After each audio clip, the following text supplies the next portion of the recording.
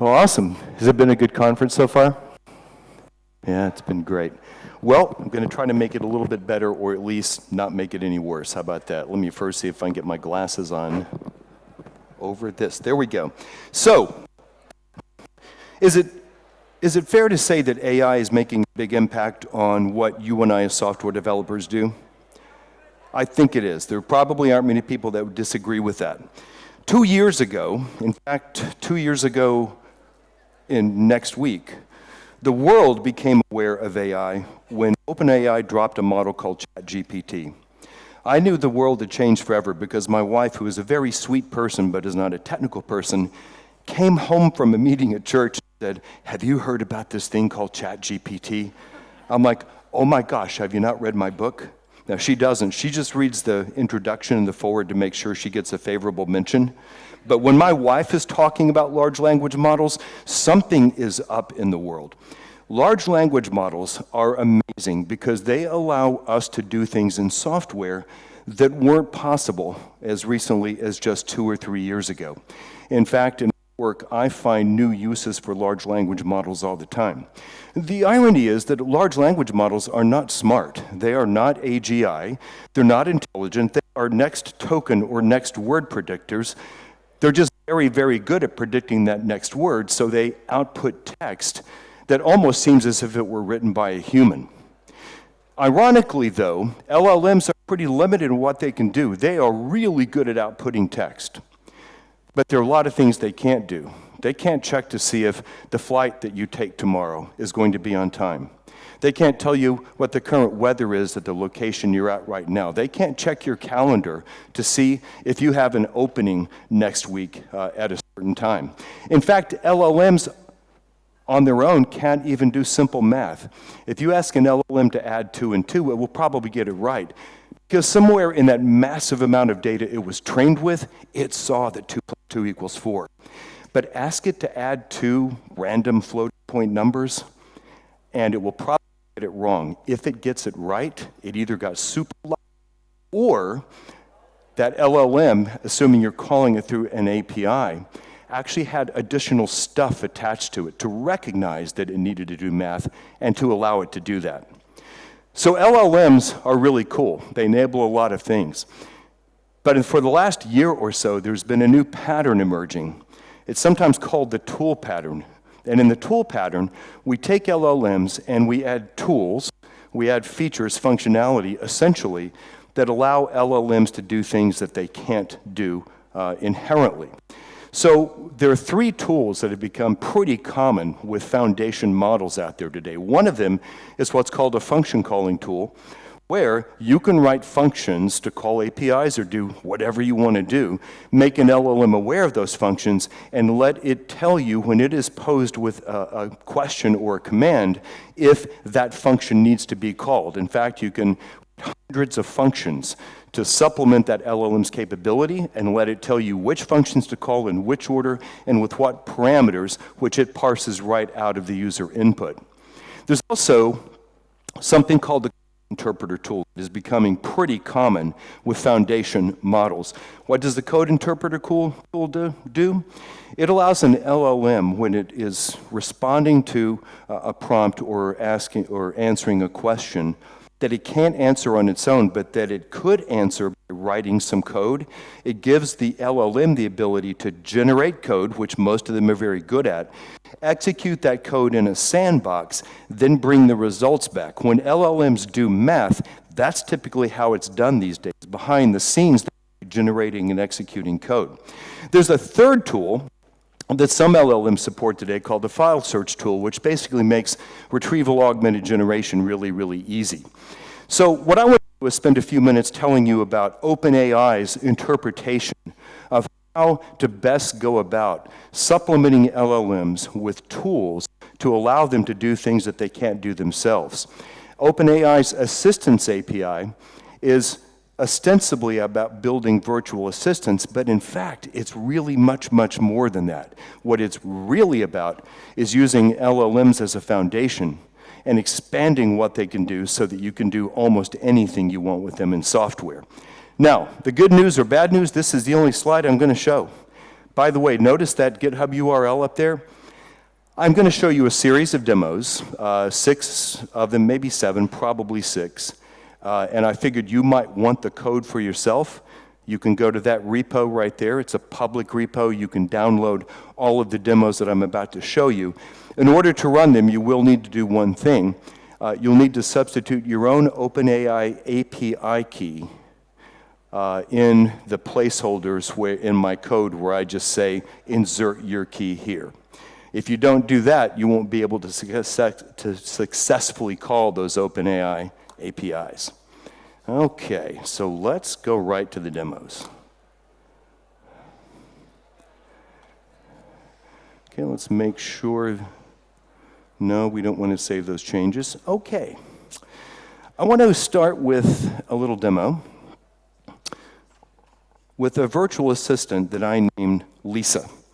So the website is called Ask Lisa. It's written in Python and Flask. This particular version of it does not use the Assistance API. It makes direct calls to OpenAI's GPT-4o LLM to respond to the input I give it. So I might say something like, why is the sky blue? Behind the scenes, I'm firing off an API called the GPT-4o by generating some text for me. I'm streaming that text back so you can see the answer right there. Now, there's no great shakes here. This takes just a few lines of code to do. But if you don't do anything more than I've done right here, that is just make calls to GPT-4, there are some features that a user might expect to see that simply are not there. For example, I'm going to say, hi, my name is Jeff, what's yours? Now, it turns out that in the system prompt, okay, how can I assist you today? Well, I can just do this. I want to follow up and say, what is my name? I was going to say in the system prompt, I gave the LLM, I told it that its name was Lisa, but I didn't get there. However, I did tell it my name. Then I follow up immediately and say, hey, do you remember what my name is? And she says, no, I'm sorry, I don't have that information. If you've worked with LLMs, you probably know what's going on here. LLMs are stateless. Each time I make a request to one and get a response back, when I make the next request, it doesn't remember anything about what has been said in the conversation previously. So traditionally, it's been up to the software developer to solve that. And what we do is we cache all of the requests that are going out and the responses that are coming back, and we replay those in each request to the LLM, which means we have to write more code. And as that conversation continues, we are sending more and more code up the wire every time we submit a request. So here's a second version of this one. This one also uses GPT-4o. But it also uses OpenAI's relatively new Assistance API. By the way, this API is beta. They're in version 2 of the beta now. It's not ready for production. It's very possible that 1 or 2 of my demos will fail. If it does, I'm going to say it's not my fault. It's because it's a beta API. But presumably, once it goes to production or GA, it will be reliable. Not that it's not reliable now, but I would not want to put this into production. So I'm going to start off just by doing the same thing. How about why is the sky blue? This time, and I'll show you the code, I'm submitting this request to T4O through the Assistance API, which basically provides a wrapper around it. Now, I'm going to do the same thing I did a moment ago and hopefully not fat finger it. I'll say, my name is Jeff. What's yours? And she should tell me her name is Lisa because that's what I told her in the instructions I passed in. But the cool thing is, if I then follow up by saying, what's my name? This time, we should find that she remembers it. In other words, we've implemented conversational context here. The cool thing is, I didn't really write any code to make this happen. When you use the Assistance API, rather than call out to these LLMs directly, one of the things you get for free is conversational context. So you no longer have to cache all those requests and responses, send lots and lots of data up the wire as the conversation grows. It's all now being managed on the server for you by OpenAI. So less code, less data on the wire. It's a two-way win. Now, how do we go about doing that? What does it look like to make a call to the Assistance API? I'm I'm going to pop into, let's see here. Let me get Visual Studio Code up and running in the right place.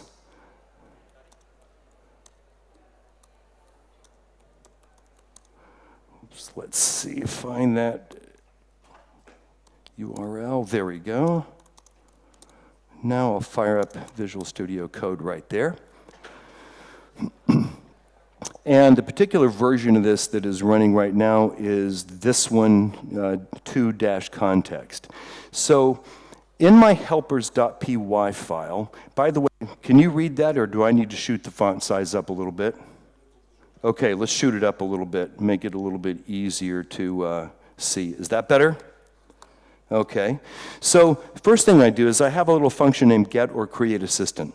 Before I can use one of these virtual assistants created through the Assistants API, I have to create that assistant. It's one function call, the one you see right here. But these assistants don't just die. They persist on the server until you delete them. So rather than create identical assistants over and over, before creating an assistant, I check to see if an assistant with that name already exists. If it does, I simply return a reference to that existing assistant. Otherwise, I create a brand new one. Here, when I create it, you can see that the model I'm using is GPT-4o. You can use essentially any of the OpenAI models here, but that's a really good foundation model to use. Now, what happens over in app.py? Well, again, this is a Python and Flask website, and I built into it a little API method, /assistant, that is called from the client when the user types some input and then presses enter or clicks the submit button. First thing I do here is I'm checking a custom HTTP header for a thread ID. So what's a thread ID? In order to provide context for you for free, the Assistants API supports the concept of threads. Now, they're not threads of execution like you might have in Windows. They are conversation threads or message threads. What I want to do is create one for each user that visits my site. That way, I can have one instance of the site running, any number of users using it, and have a separate conversation maintained for each. What I do is, each time a request comes in, I check to see if there is a thread ID in that custom header. If there's not, I make a simple function call to the Assistants API to create a new conversation thread. If there is that custom header, then it contains a thread ID, and I just connect this user to that thread, which contains the context of the conversation that they've had with the LLM through the Assistants API. Then, through the Assistants API, I fire that call off to GPT-4. This input right here is what the user typed. And then, I simply take the response that comes back and use a little bit of magic in Flask to stream that response back. What's the purpose of streaming? To provide a better user experience. You may have noticed that when the response appeared, it didn't just appear all at once. It streamed back typewriter style, 1 or 2 words at a time. Doesn't make it any faster, but it does provide a better user experience. This make response and stream with context is the Flask way of wrapping a stream and sending it back to a browser client that can then iterate over all the chunks of text that come down in the stream. So, is that good? You like what you see there? Let me go on to the third example of the Assistants API, because there's much, much more than we can do than what you see right here. So in this one, I could, why is the sky blue, but I get a very different response. The reason is this. The number one use case for large language models in companies today is to do something called retrieval augmented generation, or RAG for short. What retrieval augmented generation does is it allows you to take a set of documents, whether it's a couple of PDFs or thousands of docx files and PDFs and spreadsheets you have stored in SharePoint, and it allows you to make those documents a knowledge base for an LLM so that it can answer questions that are answered in those documents, even if during its training it saw nothing of the sort. RAG is not terribly difficult. There have been probably 30 papers year, year and a half, continue to learn. Is that better right there? How's that? Can you hear me? Okay, good, good, good, good. Thank you. Doing right. Oh, change, okay. No. Test. Same deal. Thank you. All right, thanks. How's that? Do I need to pull this up a little bit? Or is that too loud? Okay, very good. So as I was saying, RAG is not hard, but doing RAG right, especially if you want it to scale to thousands, tens of thousands, hundreds of thousands of documents, is not trivial. The basic strategy is that we take all of these documents that form the knowledge base for our LLM, we chunk them up. That typically means we divide them into blocks, chunks of 500 to 1,000 words each. We found empirically that it's useful to have a little bit of overlap between the blocks. And then we pass each of those blocks or chunks to a text embeddings model to produce an embedding for that chunk. Now, if you've never dealt with embeddings before in deep learning, an embedding is simply an array or vector of floating point numbers that mathematically describes a piece of text, the contents of an image, or something else. We chunk up those documents. We create an embedding vector for each chunk. We drop the chunks along with the embedding vectors generated from them into a vector database. Then, when the user steps up and asks a question, we generate a text embedding for that question. We query the vector database with that embedding. What it is doing internally is looking for chunks that most closely match what's in that question by using a simple mathematical operation like cosine similarity or dot product between each vector in that vector database and the vector generated from the question that the user asked. That actually works pretty good. But if you try to do that with 10,000 documents, you're going to find it doesn't work as well. One of the things we've learned over time is that to do RAG and do it really effectively, you need a two-stage pipeline. Once you query the vector database to pull back candidate chunks to pass in as context to the LLM, you then need to use a component called a re-ranker, which does a better job than simple embedding vectors of judging how good a match there is between the question the user asked and each of those chunks that you've extracted from the database. Now, re-rankers come in a lot of forms. There are re-ranking APIs. There are free re-rankers available from places like Hugging Face. But it's really essential if you're building anything but a trivial RAG application. Guess what? You'll never have to do that. With a couple of lines of code, the Assistance API will do all that for you, and it will automatically give you the benefit of all the best practices that have been documented in academic papers, learned at OpenAI, etc. In other words, nothing, no tool I'm aware of today makes retrieval augmented generation as easy, as performant, or as effective as the Assistance API. To demonstrate, I took 3 PDFs, about 40 pages of PDFs in total.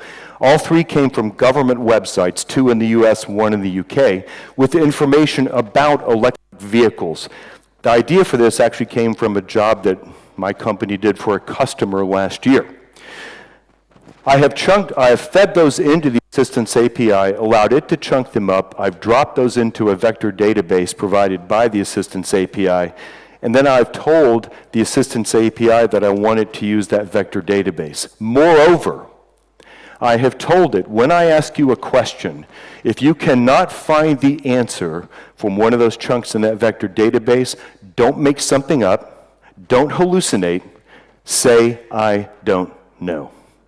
Let's see if it works. So if you look at these PDFs, and they're actually in the samples if you want to, they're glitzy, lots of cool imagery and stuff, also a lot of good textual information. But I'm going to ask something like, how about how far can an EV go on a single charge?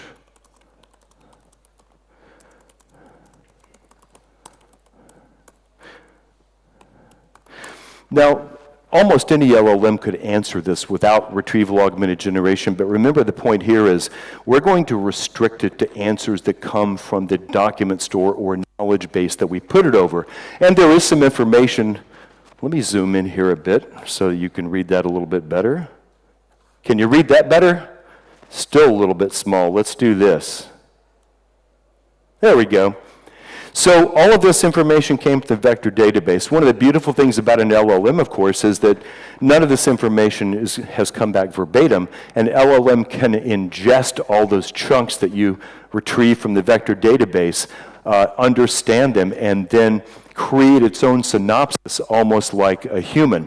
It even, in this case, includes some references to where in those 3 PDFs that I provided it with, it got the answers. Now, here's the critical thing. Let's see what if I say, will my EV explode if I take it through a car wash? Maybe if I type all caps there, you can read it a little bit better. Now, guess what? There's nothing in these 3 PDFs that explicitly says an EV will not explode if you take it through a car wash. But again, the power of an LLM is that it can piece together information, other things said about the care of an EV, keeping it out of lakes and things like that, and it can infer that it's okay to take it through a car wash. But the real test is, why is the sky blue? Let's take the caps off there.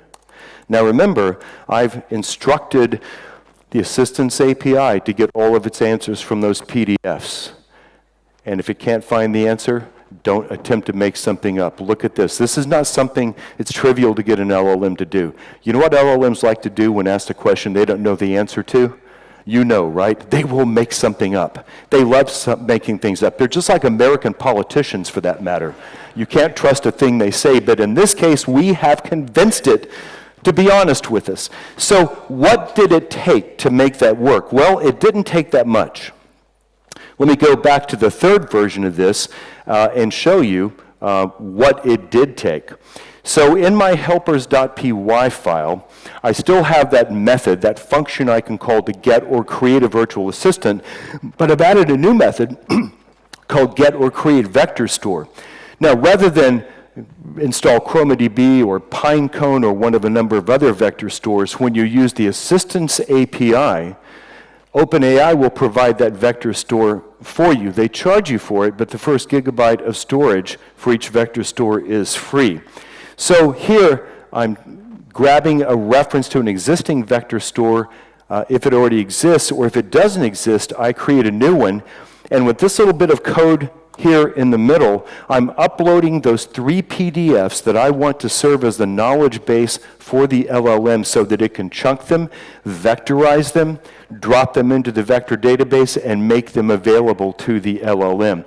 The beauty is, I'm uploading just 3 PDFs, but that could be 30 or 300 or 3,000, and yes, this API is actually considerably richer than this. You can, a week later, upload additional documents if you want. You can enumerate the documents that have been added to the vector store. You can delete documents from the vector store.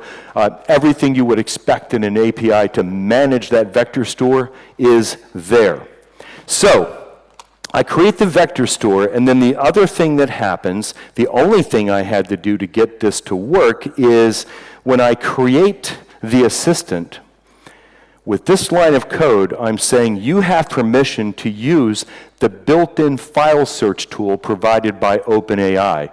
That's where all the logic or magic lives that allows this LLM and the Assistance API to do advanced RAG. The other thing I do is in this tool resources parameter, I pass in the ID of the vector store that I've created or that I had created earlier and just retrieved a reference to. That is literally all it takes. Again, there's no easier or more effective or performant way that I'm aware of to do retrieval augmented generation today. And the cool thing is, as we discover new and better ways to do this and do it really well, it's likely to be built into that API so that you get the benefit of it for free. All right, is that cool? Guess what? We haven't gotten to the cool stuff yet. I'm just teasing you a little bit. Let me go back to the demos and show you another one. So, what if you wanted to build an application that used an LLM and you wanted to be able to do things like book appointments, book flights, check the status of flights, get the weather, anything else? As smart as LLMs are, they can be really dumb, right? All of them have a cutoff date for their training. For GPT-4o, I believe it was September 2023. So if I ask it about something that happened in the last 12 months or so, it's not going to know. And it may not tell me it doesn't know. It's liable to pretend it does know, right? It doesn't know anything about current events, doesn't know how to call APIs. What if we could extend an LLM by giving it the power to do almost anything that we're willing to code up to give it to do?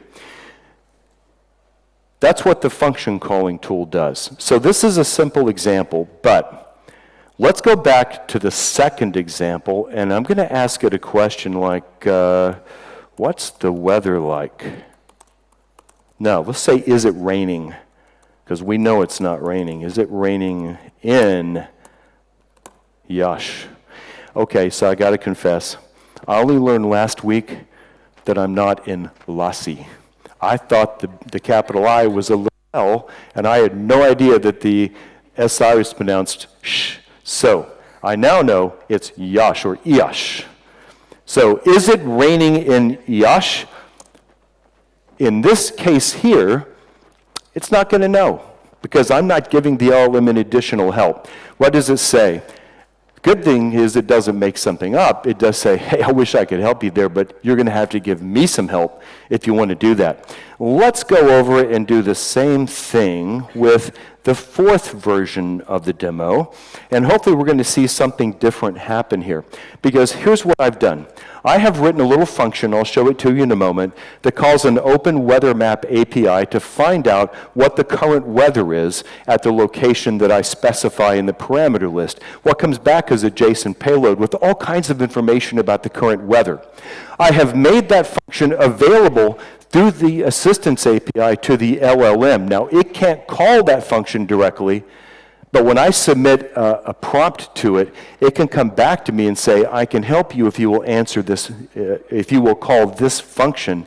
I call the function, I JSONify the results, I send it back to the Assistance API, and then it will work this kind of magic like this for me. So what did it take to do this? There's a little bit more code involved in doing it, but again, the power here is that you can write any number of functions to do anything you want, make an LLM aware of them through the Assistance API, and it will tell you when they need to be called. It will even do the parsing to tell you what parameters they should be called with. By the way, I won't show it, but if I had simply said to the LLM or to the Assistance API, is it raining outside, you know what it would have done? It would have come back and said, well, if you tell me where you are, I can tell you if it's raining outside. Why? Because in this function that I've written and made it aware of, there's one required parameter to the function specifying the location. It knows it can't call that function without the location, but it knows if it had a location, it could call the function. So it tells me, give me the location, and I'll come back and tell you to call that function. So let's go take a quick look here. There's a little bit more involved in doing this. Helpers.py looks a little bit different. First off, here's that function I've written. It's called getCurrentWeather. Very simple function that takes a location name as input, uses an Open Weather Map API key, which is free if you want to run this yourself, to go find the current weather at that location. Then, very importantly, I use this JSON schema, which is defined by OpenAI, to describe that function and any other functions, if I had provided them, to the Assistance API. So here, the Assistance API knows the name of the function. It knows when to call it because I provided a description of what the function does and when it should be called. That description can be as detailed and as verbose as you want it to. I've also told it the function accepts one parameter named location. Its type is string. Here's what it means. The location is whether you want to get, and this says it's a required parameter. That's why if I simply said to the LLM, what's the weather like outside, and I had not previously mentioned Yash or some other place, it would come back and ask me to provide the location. Another thing I could do, by the way, I could write a second function that gets my GPS location, make the assistance API aware of that, and then it could call that function to get my current location, pass that location into the get current weather function, and that would work seamlessly. So I write the function, I describe it in JSON, and then when I create this assistant, I do this. I use the tools parameter to provide the JSON description of that function. Now notice that parameter is a Python list. I could have hundreds of functions in here extending this LLM, just pass in references to the JSON that describes them right here. So with function calling, I can give an LLM, I can extend it to give it the power to do things that it can't do inherently. It's very powerful. There's more that we can do with function calling, by the way, than simply make calls out, API calls to get the current weather. Let me show you the fifth version of this. I mentioned earlier that probably the #1 use case for large language models in industry today is retrieval augmented generation. You want to use an LLM to provide a natural language interface to internal company data and internal company documents. Another very common use case, although one that is actually quite a bit tougher to implement, is putting an LLM over a database, a large database with lots and lots of data. It is possible, and I'm going to show you how it's done, and the secret, the key that allows it to work is that function calling tool. So in this case, I have put the Assistance API over Microsoft's Northwind database. I'm sure some of you have seen it. It's a sample database. It's been around for more than 30 years, and it's just a good one to use because a lot of people are familiar with it. I'm going to say, how many employees does Northwind have? Let's see, let's spell that right. Get the angle right here. Now, what's going to happen behind the scenes, and we should be able to see that if I can find the right window there. That's not the right one. That's not the right one either. Got too many windows up there. Yep, do you see this right here? Here's what I'm doing behind the scenes. That is a SQL query, select count employee ID from employees. What I've done here is I have made the Assistance API aware of the database and its schema, the tables that it contains, the fields in those tables, even the data types of the tables. I'll show you how I do that in just a moment. Then, I've written a function that I call query database. I've made the Assistance API aware of it, and I tell it, hey, when you're asked a question that could be answered from this database, let me know. Call this function. Can you guess what I do in the query database function? I make a separate call out to GPT-4o, asking it to convert that question from the user into a SQL query. That's called sometimes text to SQL. It's one of the powers of an LLM that is incredible, that a lot of people don't know about or haven't yet gotten a chance to leverage. That query that you saw there was generated by GPT-4o. And while that's a simple one, these queries can be massively complex. In fact, LLMs are so good at generating SQL queries, I don't write them myself anymore. I'm not really good at SQL anyway. I always have to go back and remember what the difference is between an inner join and an outer join. Now I don't worry about it. I let the LLM sweat that out for me. So I take the query generated by the LLM, I execute the query, I JSONify the query results, I pass those back to the Assistance API, and boom, it gives me a nice natural language answer to the question that I asked. Northwind has 9 employees. What about this? What are their names? And the cool thing is we're leveraging conversational context here too, right? It knows who there refers to because I just asked about the employees. Now we're generating another SQL query. This time we're going to go in and pull the employee names out of that database. Okay, looks like OpenAI is a little bit slow today. I would have hoped it would come back by now. Possible it's going to get stuck and never come back. This API is in beta, remember, but we'll give it another second there. Well, let's do that. It should come back with their names. We'll check back, but let's not waste time. Let's look at this. Here is how this one is implemented, this version of the app. Let's see here. There we are. In helpers.py, there's quite a bit more going on. So first off, I've defined this function named query database, and I'm making the LLM aware of it. I make it aware of it through this JSON schema, which tells it there is a function that I can call for it named query database. Fairly verbose description here, including a brief description of all the tables in the database and what's in those tables. That helps the LLM decide whether it needs to call this query database function in order to do a query and get the data. And the one required parameter is whatever question the user asked. Here's the text-to-SQL function that takes the user input and turns it into a SQL query. Now, I tell the LLM, and I'm calling the LLM directly here, not through the Assistance API.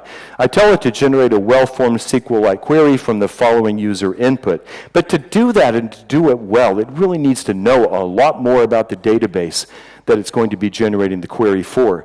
We have found empirically that the best way to make an LLM aware of a database schema is to just give it in the prompt the create table statements that actually create the database. That gives it the table names, the names of the fields in the tables, the data types. If you want, you can even include SQL comments in here that describes the contents and the purpose of each of those fields. If you do that, most LLMs, certainly foundational LLMs, are very good at generating a SQL query for you. Here's a little trick you can play too. Every now and then, the LLM will generate a query that is not correct. Or it will generate a query that, while it's functional, is not as optimized as it could be. Maybe it doesn't know about some indexes you've set up in the database. In addition, in the prompt to providing a database schema to the LLM, you can give it sample inputs and sample prompts. In that manner, you can steer the LLM to generate SQL queries in certain ways. Here's another cool little trick that we're using in industry today too. Despite your best efforts, because LLMs are non-deterministic, even if you lower temperature to 0, you'll get a slightly different answer most every time. Every now and then, they will still generate a query that's invalid, and it will throw an exception when you execute the query. But guess what? When that exception is thrown, if you take the original user input, the database schema, the query that the LLM generated, and the error message that was generated, pass that back to the LLM and say, modify this query to eliminate this error message. 99.9% of the time it'll get it right. So you do all of that, and you can be very, very effective at putting these things over large databases. Let me show you the final example right here. Now this one does blow up every now and then. Sometimes it doesn't. We'll see. The one tool, I've shown you examples of the function calling tool and of the file search tool. I have not showed you an example of the code interpreter tool, which is built into the Assistance API and is arguably the most powerful tool of all. It gives the Assistance API and the LLM underneath it the freedom to respond to a user question, to generate a response if necessary, by actually generating code in the background, running that code in a sandbox on the server, sending the results back to you. You don't even know that the code was written and executed, totally out of your hands. It's doing it for you. So that allows me to do some pretty interesting things. Now in this example, I have put this virtual assistant over a database of NASDAQ stocks. NASDAQ is one of the stock exchanges in the US. So we basically built a virtual stocks assistant. I'm going to say, what was Microsoft's highest closing price in 2023? Now, not surprisingly, I've modified that query database function. The LLM knows that it can call it, and under the hood, it called my query. It told me to call the query database function. I called it, generated a SQL query, and found out that $376 was Microsoft's highest closing price in 2023. Code interpreter did not get involved there. That was just me generating a SQL query when my function was called, executing the query, sending the results back to the Assistance API. But this will require a little help from the code interpreter.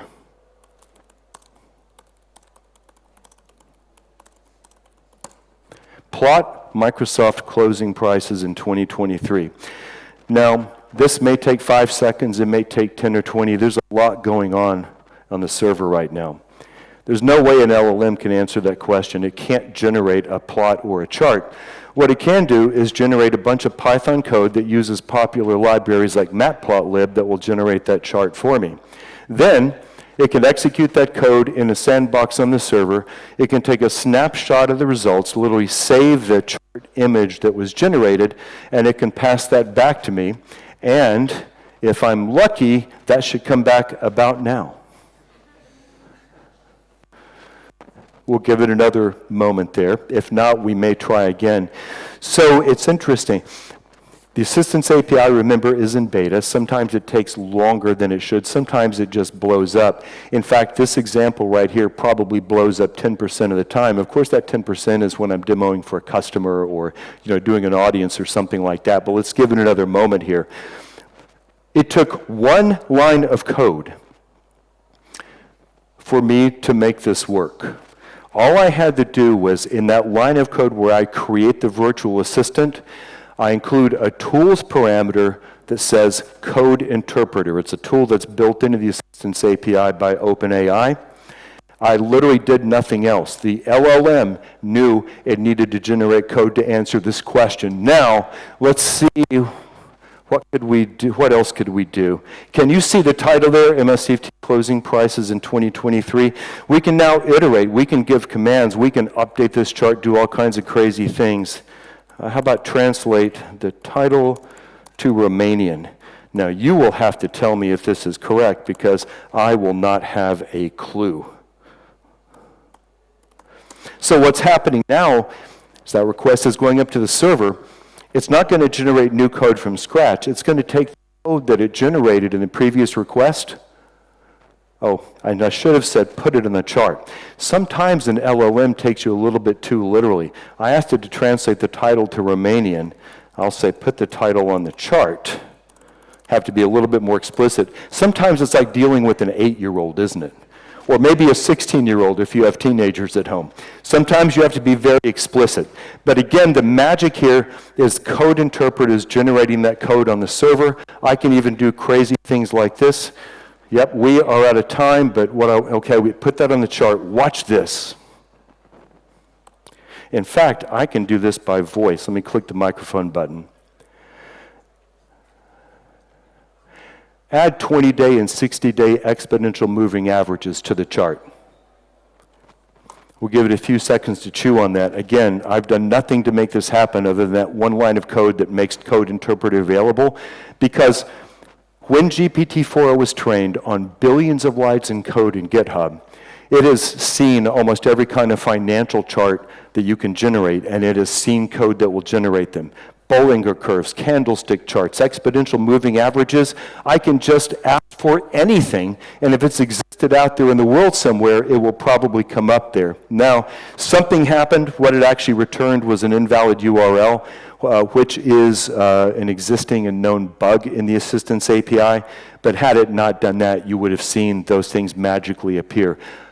I would encourage you to download this code, plug in your own OpenAI API key, play with it, see what kinds of cool things you can do it, and hey, feel free to extend it and make it even better. So we don't have time for questions, but if you have questions, let me get out of the way of the next presenter, and I would be glad outside here to answer any and all questions that you have. Thanks so much. Have a good rest of your day.